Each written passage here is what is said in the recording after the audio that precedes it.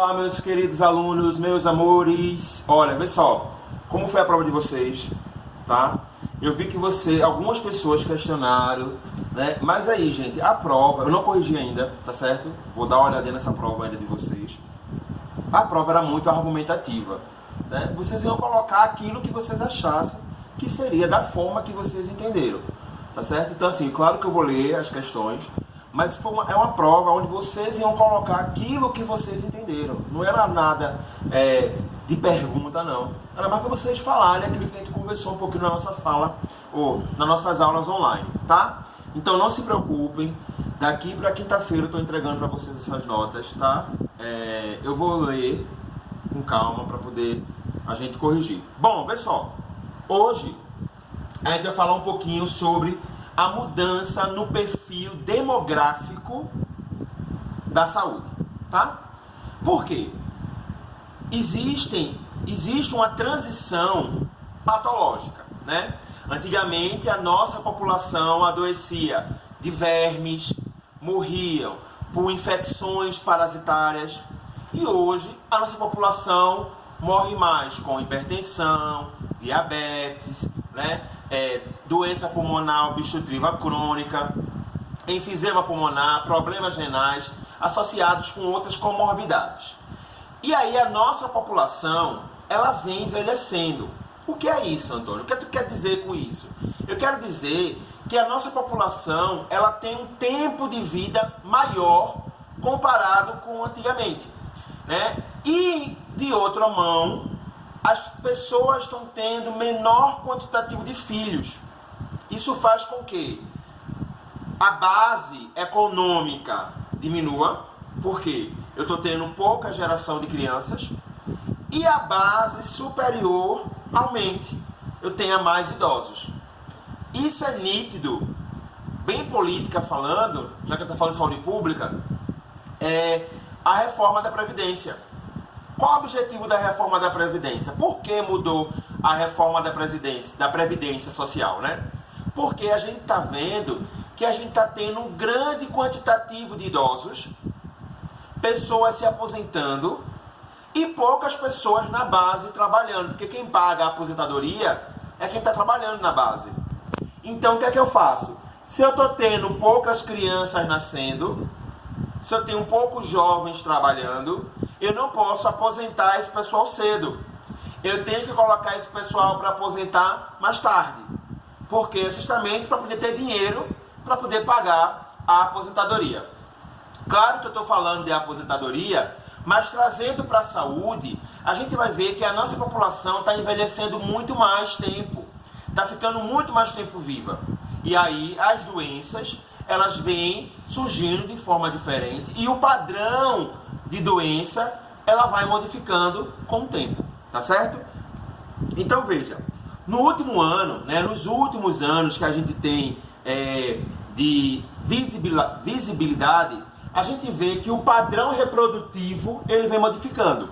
Antigamente, uma mulher, uma família, né, quando eu falar uma família, tinha comum 5 filhos, 7 filhos, minha avó mesmo teve 17 filhos, né? Hoje em dia a gente vê mães, né, família, falar mãe não, tá? Falar de famílias que tem um filho, família que tem 2 filhos, família que quer não ter filho.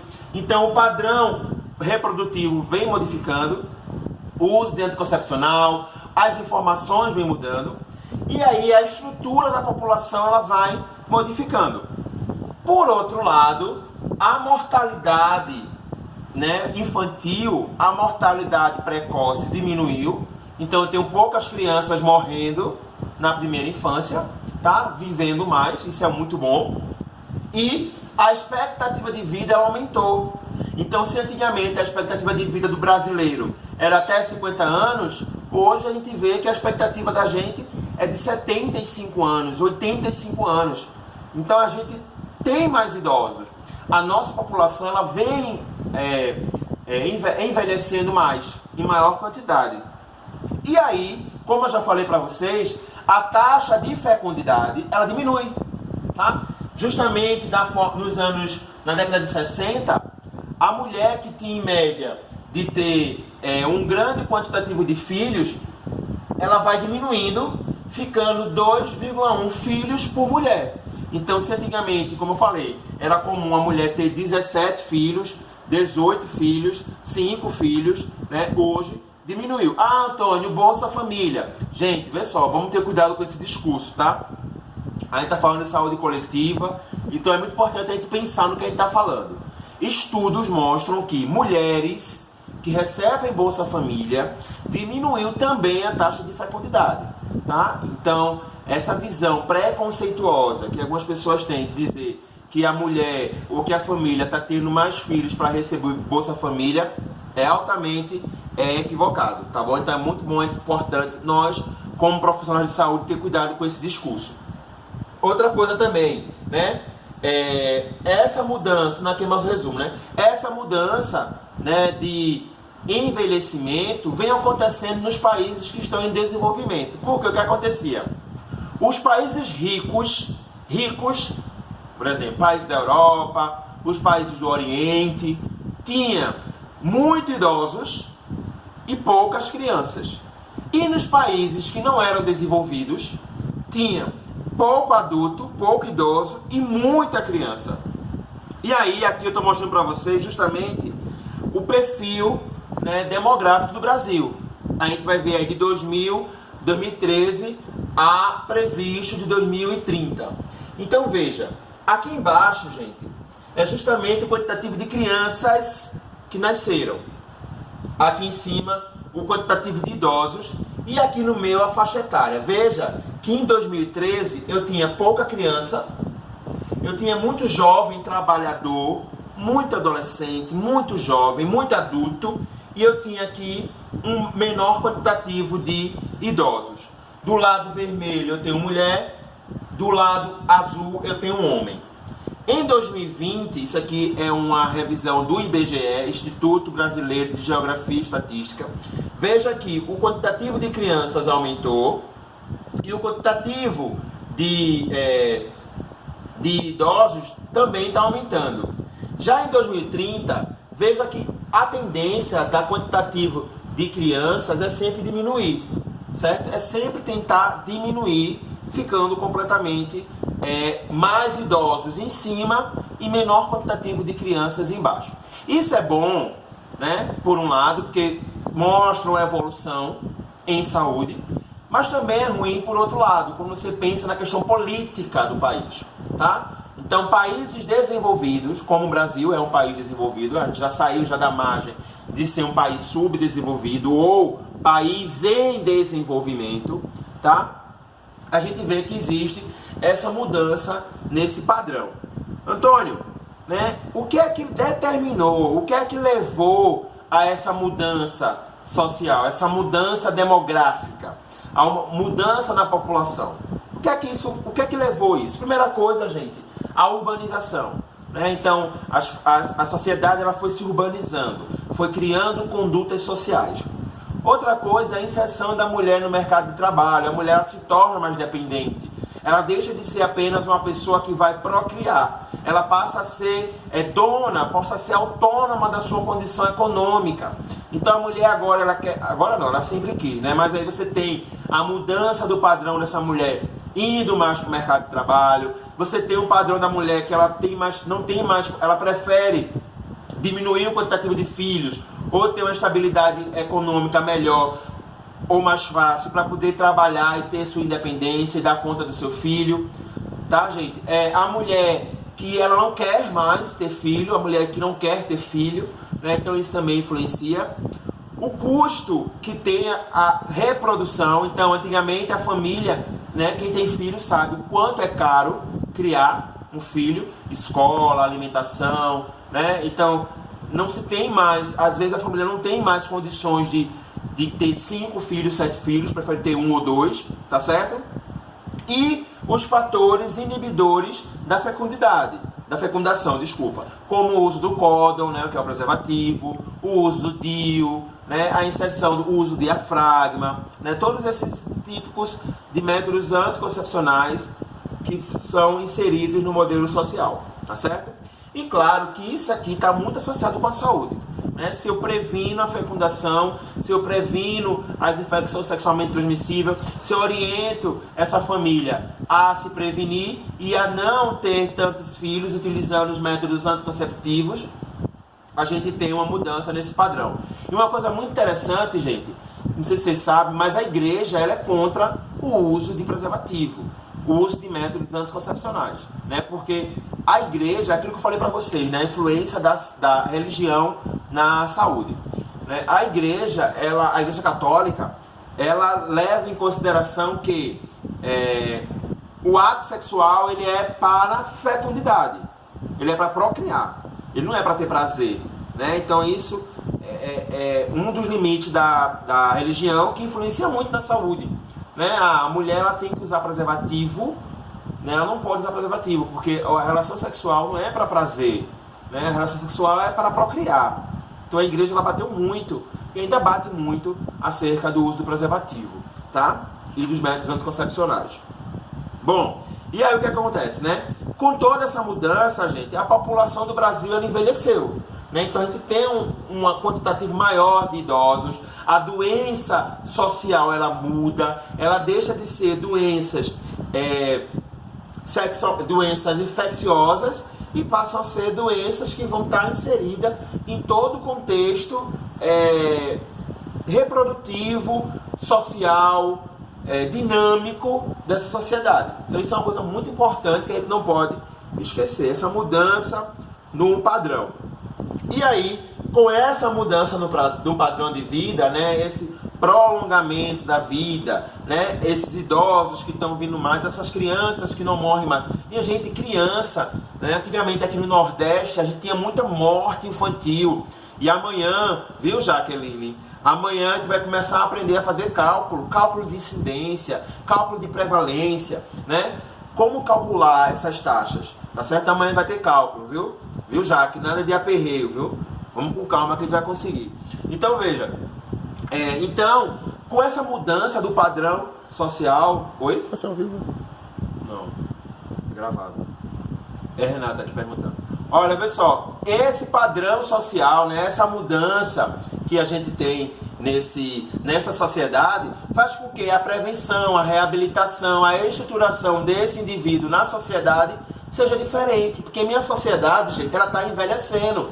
É por isso que a gente tem aí os cursos de cuidador de idosos, né? A enfermagem, geriatria, porque a nossa população está envelhecendo. As doenças são doenças realmente, como a gente diz brincando, doença de velho, né? Doença de velho já. Não é mais, morreu por causa de uma esquistossomose. Não, morreu por causa de uma colelitíase, morreu por causa de uma doença pulmonar obstrutiva crônica, tá? Então as coisas mudaram, a doença ela mudou. Aqui é só falando um pouquinho da taxa de fecundidade, né? Porque veja, em 1970 a média era de 5,8 filhos por mulher. Então a mulher tinha em média 5 filhos, 6 filhos, tá? Era a média que tinha em 1970. Já no ano 2000, essa taxa baixou para 2,4, então veja que foi brusca a queda, né? E em 2003, 2,1 filhos por mulher, tá? Então veja que a gente tem uma diminuição nessa taxa, porém, se observa que a região Norte, Nordeste e Centro-Oeste, tá certo? Ainda tem uma grande marca, né, de representatividade nessa fecundação, tá certo? Aqui é um gráfico nacional mostrando justamente a queda de fecundidade, tá certo? Então veja, 6,16 em 1940 e aqui no ano de 2010, 1,9. Então a gente tem uma queda de fecundidade. Outra coisa também que a gente tem que modificou no Brasil é justamente a mortalidade em geral, né? A gente sabe que a violência ela existe, aí teve um pico nacional de violência, que isso influencia muito na mortalidade, e amanhã a gente vai fazer esse cálculo, né? Incidência, mortalidade, morbidade, prevalência, a gente vai falar tudo isso amanhã. É amanhã? Não, amanhã não, é quarta-feira. É quarta-feira, amanhã é outra coisa, é quarta, tá? E aí, gente, vê, o que é que acontece no Brasil? A gente tem justamente uma redução da mortalidade geral, tá certo? No Brasil, e isso leva a um aumento da expectativa de vida, tá bom? Então, a mortalidade, ela diminui e a expectativa de vida do brasileiro aumenta. essa expectativa de vida aumentando, a qualidade de saúde e a atribuição de saúde que nós temos que ter com essa população também modifica. Então é muito importante em saúde coletiva a gente conhecer como é que está se comportando essa sociedade. Como é que essa sociedade se comporta dentro desse parâmetro. E aí, como eu já falei para vocês, a mortalidade por doenças crônicas não transmissíveis. O que são doenças crônicas não transmissíveis? Hipertensão, diabetes, insuficiência renal aguda, AVC, aneurisma, né? Doenças não transmissíveis. A gente tem justamente um aumento desses fatores. Por quê? Se eu estou colocando... Tá certo. Se eu estou colocando esse cidadão para viver mais, eu tenho que dar a ele uma boa condição de vida, senão ele vai adoecer de doenças resolutivas dos seus determinantes. Você lembra que eu falei para vocês os determinantes de saúde? Então, se eu não prevenir, se eu não promover saúde a esse indivíduo, ele vai adoecer por falta dos seus determinantes. Tá bom? Então, eu preciso dar para esse indivíduo uma boa qualidade de vida. E outra coisa também muito importante que a gente vai ver aqui é justamente a questão da violência, dos homicídios e do acidente de trânsito, que são fatores que são inseridos na mortalidade. E é considerado uma doença crônica não transmissível. Preste atenção. Violência urbana, tiro, faca, certo? Homicídios, estupros, acidente de trânsito, acidente de trabalho, são considerados doenças dentro da saúde, tá certo? Então, por isso que a gente notifica. Eu vou falar para vocês sobre notificação compulsória, tá? Por isso que quando você tem, por exemplo, alguém que teve um acidente de trabalho, por exemplo, tem que se notificar, né? Quantos homicídios eu tive no Brasil no ano de 2010? Eu sei quantos eu tive. Tudo tem que ser notificado, porque é considerado como doença e é contabilizado como um índice de mortalidade, tá bom? E aí, as doenças não transmissíveis no Brasil vai estar associado, como eu já falei para vocês, ao aumento da representatividade do idoso. Quanto mais idosos eu tenho na minha população, maior quantidade de doenças não transmissíveis. Vai estar associado à adesão aos modos de vida pouco saudáveis. Então, se eu não tenho os meus determinantes de saúde ok, eu não vou ter uma boa qualidade de vida. Então, meu hábito de vida vai ser, não vai ser saudável. Vou me alimentar mal, vou para o trabalho com transporte precário, não tenho uma boa renda, não tenho uma boa educação, não tenho uma boa estrutura familiar, tá bom? Então, isso vai estar associado. E outra coisa muito importante que entra aí, que a gente já falou sobre isso já, lá em Ottawa, Adelaide, se lembra? É justamente a questão das desigualdades sociais. Então, se eu não tratar os desiguais de forma prioritária, eu vou aumentar ainda mais esse padrão desigual de saúde. Nesse gráfico aqui, mostra justamente a mortalidade de 2000 a 2015. Então, veja que vem diminuindo a mortalidade no Brasil. Teve um aumento aqui no ano de 2013 para 2015, tá certo? Mas a tendência é sempre diminuir a mortalidade. Outra coisa também muito importante que a gente tem que falar quando a gente fala de transição demográfica, que é a aula de hoje, é justamente as doenças circulatórias. Doença circulatória, doenças cardíacas, doenças cardíaco-vasculares são as principais causas de mortalidade de doença não crônica. Então, AVC, aterosclerose, ateroma, infarto agudo do miocárdio, isquemia vascular, são doenças que estão muito associadas com esse padrão, principalmente as doenças isquêmicas do coração. Vocês já viram lá em Clínica Médica comigo, por sinal, quais são essas doenças que estão associadas com o sistema cardiovascular. Então vamos lembrar da aula que a gente deu lá deixa eu ver como foi, em setembro, eu acho, do ano passado, não, em março do ano passado, tá? Vamos relembrar um pouquinho dessas aulas, para poder ver quais são essas doenças que mais estão acometidas com o paciente que tem essa mudança demográfica. Olha aqui mostrando, minha gente, justamente o padrão demográfico aqui no Brasil, tá? Então você vê, ó a quantidade de crianças que eu tinha no ano de 1970 e ó a quantidade de idosos que eu tenho. Então veja, ó, 80, 91, ó 2007. Veja que a quantidade de criança diminuiu, então eu tenho pouca criança nascendo, mas a quantidade de idosos está aumentando. Então minha população está envelhecendo. E aí eu quero lembrar para vocês não esquecerem, tá certo? Justamente o seguinte, isso aqui vai influenciar em todo o meu cuidado de saúde, tá bom? Só para terminar aqui, mostrando justamente a população da gente no ano passado, no ano 2019. Então veja o quantitativo que eu tenho de crianças, a porcentagem, né? A população no Brasil era de 211 bilhões, 49.518 habitantes, que foram levantados pelo IBGE. E aí você vê que a porcentagem de criança, ela vem diminuindo. Olha essa base em 1970, tá? E olha essa base ficando quadrada em 2019. E vocês vão ver, gente, que países asiáticos, isso aqui é bem menor. A pirâmide ela é invertida. A gente chama de pirâmide invertida. Criança, é como se isso aqui fosse aqui embaixo e isso aqui fosse idoso. Ou seja, menor quantitativo de crianças. Tá? Isso muda completamente o nosso padrão. Tá certo? A aula de hoje a gente finaliza aqui. Tá? Eu vou disponibilizar para vocês agora um artigo. Eu quero que vocês leiam esse artigo. Tá? Vocês vão fazer um resumo no Google Forms. Tá? Um resumo, gente, é o que vocês entenderam, tá? O que vocês entenderam da aula de hoje. Qualquer dúvida, pode tirar no WhatsApp.